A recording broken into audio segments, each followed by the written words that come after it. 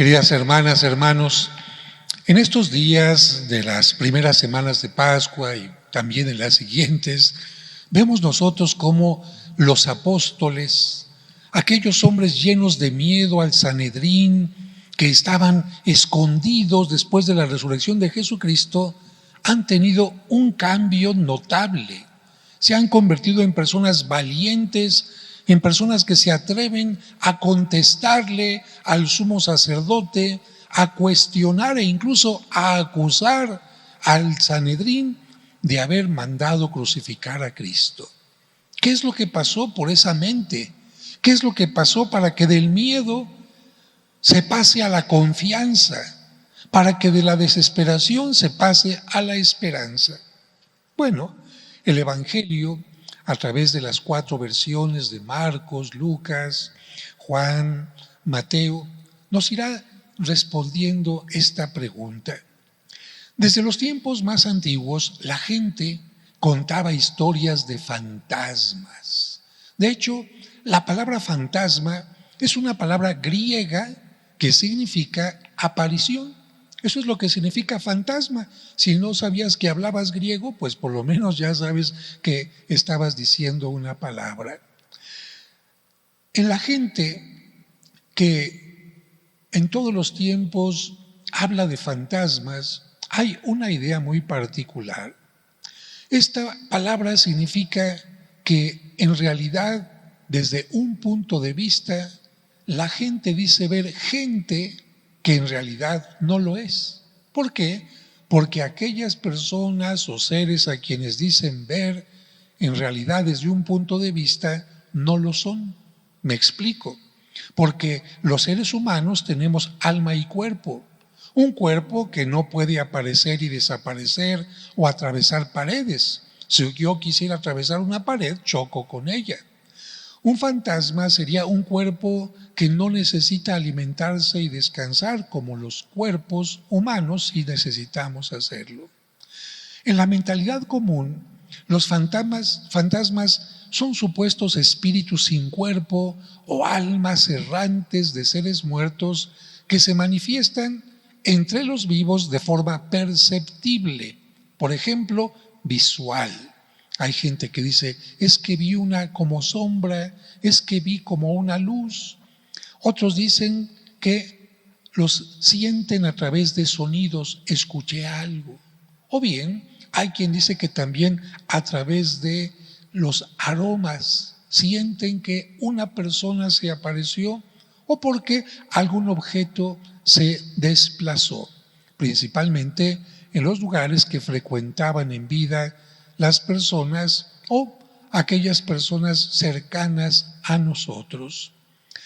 ¿Qué es un fantasma? No me detengo en esto.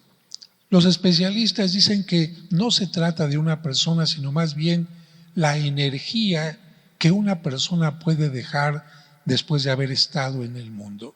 Y uno de ellos me decía lo siguiente, mire padre, por ejemplo, usted toma lo que antes se llamaba un cassette, para que los jóvenes me entiendan, toma una cinta magnética y a través de un micrófono y determinadas cosas, usted puede grabar a una persona.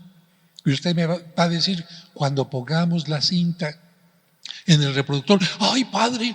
La persona ya está dentro de la grabadora. No.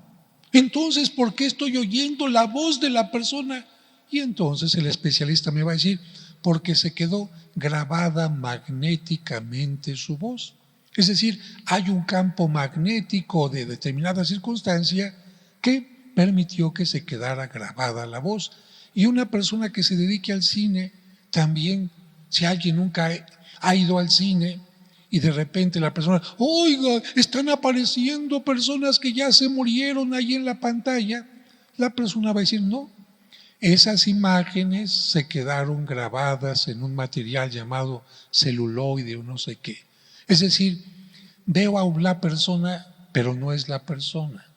Escucho a una persona, pero no es la persona. Sería entonces como las huellas de cierta actividad, de cierta energía que pudo haber dejado alguien en este mundo. Pero no me pierdo en este tema. La creencia en los fantasmas ya existía en la época de Cristo y muchos creían en ellos, aunque nunca hubieran visto uno, como sucede en nuestro tiempo. Hay personas que nunca han visto un fantasma y creen en ellos. Es que me dijo doña Cuquita, es que en mi pueblo dicen, ¿y tú has visto alguno? No. Entonces, ¿por qué crees en ellos? Bueno, esto sucedía también en tiempo de Cristo. Por esta razón, encontramos esta palabra fantasma en la Biblia. Y concretamente cuando Cristo se aparece a sus apóstoles, como lo escuchamos en el Evangelio de hoy. Y entendemos esta palabra perfectamente porque ¿de qué otra manera se podría llamar a que un muerto que ha sido sepultado se aparezca en medio de sus amigos? Esto, aunque podría parecer una noticia alegre, no dejaría de propiciar miedo porque vendría la gran pregunta: ¿por qué se aparece? ¿Qué cosa quedó pendiente? Y como en general se liga la palabra fantasma al miedo, nadie quisiera tener una experiencia de ver un fantasma.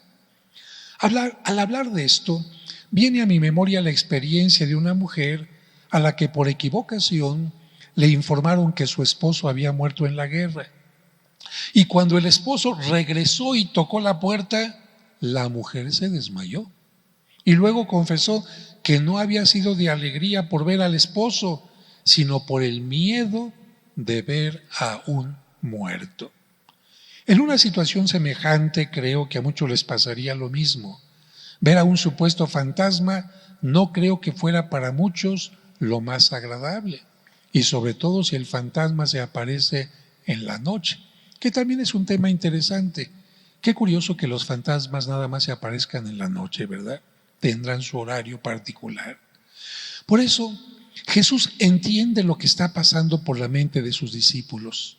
De por sí, estaban aterrados por la muerte de su maestro, aterrados porque la persecución del Sanedrín contra ellos por seguir a Jesús los podría llevar también a la expulsión de la comunidad de judíos e incluso a la condena de muerte por blasfemos. Así que están aterrados y Jesús lo entiende. Quizás por eso en su pedagogía divina Jesús decide aparecer ante los peregrinos de Emaús, aquellos dos que van por el camino. Jesús aparece como una persona completa, con cuerpo y espíritu, pero con una apariencia distinta a la que había tenido antes de morir. Incluso en este caso, aparece sin las heridas de las manos que hubieran sido fácilmente visibles para los peregrinos. La intención de Jesús no solo es aparecerse, sino explicarle las Escrituras para que la convicción en su resurrección esté fundamentada no solo por sus sentidos, lo vi, lo oí, lo sentí, no solo por la convicción de los sentidos, sino también por la Sagrada Escritura.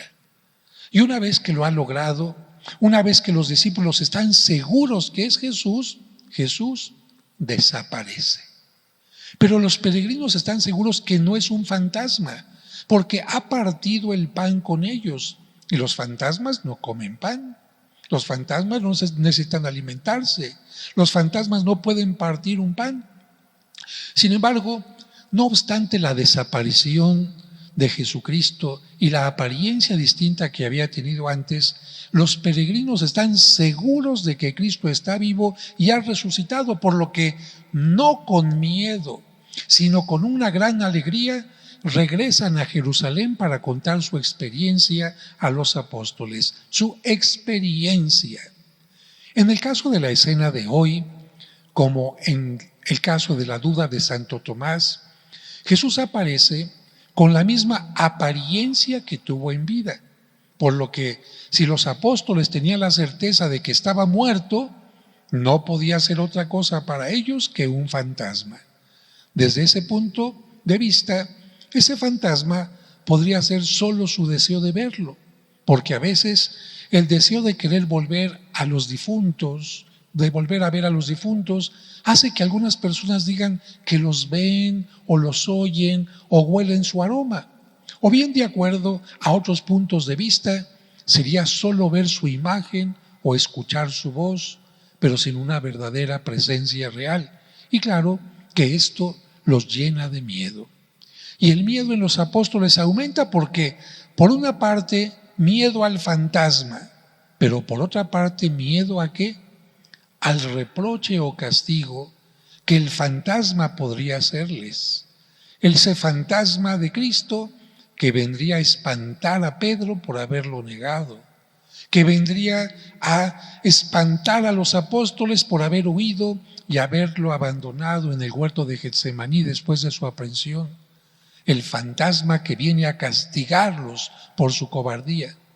Y comento esto porque me imagino todo lo que podría pasar por la mente de los apóstoles, porque a veces pensamos que simplemente se les apareció y ya todo estaba bien, como en una película de Hollywood donde están los apóstoles reunidos, se escucha música celestial,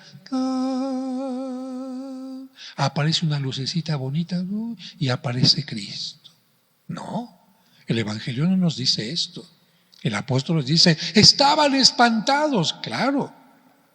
Así que esta música celestial y esta luz poquito que va creciendo, no creo que haya sido así. Por eso les comenté la historia de la mujer que de pronto vio a su supuesto esposo muerto y se desmayó. Pero lo importante en esta escena del Evangelio que acabamos de escuchar es el contraste. La alegría de los peregrinos de Emaús que regresan a dar testimonio de que Jesús está vivo. El cariño de Jesús por sus apóstoles, que se quiere hacer presente en medio de ellos para darles no solo la certeza de que está vivo, sino también de que, aunque no lo vuelvan a ver físicamente, siempre estará con ellos, con nosotros, como nos sucede en este momento. Que no podemos quizás verlo físicamente y sin embargo tenemos la certeza de que está con nosotros, especialmente cuando comprendemos las Sagradas Escrituras y partimos el pan. Por eso Jesús pide que lo toquen, que se convenzan de que no es un fantasma. E incluso para que entiendan que los fantasmas no comen, les pide que preparen algo de comer para Él. También para recordarnos que cuando sabemos compartir los alimentos, Jesús está en medio de nosotros. Reconocer a Jesús caminando a nuestro lado, entrando a nuestra casa o compartiendo la mesa no es fácil. Descubrir o encontrarse con Jesús es un proceso que se da muchas veces lleno de dudas o de miedos.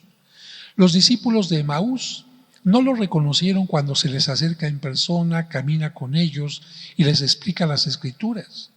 María Magdalena lo confundió con un jardinero, los apóstoles con un fantasma. Y sin embargo, Jesús es paciente, respeta el proceso de cada persona, el tuyo y el mío. A los discípulos de Emaús los escucha. Deja que ellos primero desahoguen su pena, su tristeza y cuenten lo sucedido. Acepta la invitación que le hacen para que se quede con ellos a compartir la mesa. A María Magdalena le pregunta, mujer, ¿por qué lloras? ¿A quién estás buscando? Y la llama por su nombre para manifestar esta cercanía, María. A los apóstoles que estaban precisamente comentando con miedo, unos y otros con alegría, lo acontecido en Emaús, les dice, la paz esté con ustedes. Era de esperarse que estos dijeran llenos de alegría, ¡ah, qué bueno! Estamos hablando con Jesús, el Maestro, el amigo. Pero no, ellos desconcertados y llenos de temor creían ver un fantasma. Y ante esta reacción, Jesús vuelve a ser paciente. No les echa en cara su poca fe, los anima y les dice, no teman, soy yo. ¿Por qué se espantan? ¿Por qué surgen dudas en su interior? Y todavía más se acerca a ellos con amor y ternura y les dice, miren mis manos y mis pies. Vean las manos, los pies, cómo me los han taladrado por amor a la humanidad. Soy yo en persona. Tóquenme y convénzanse.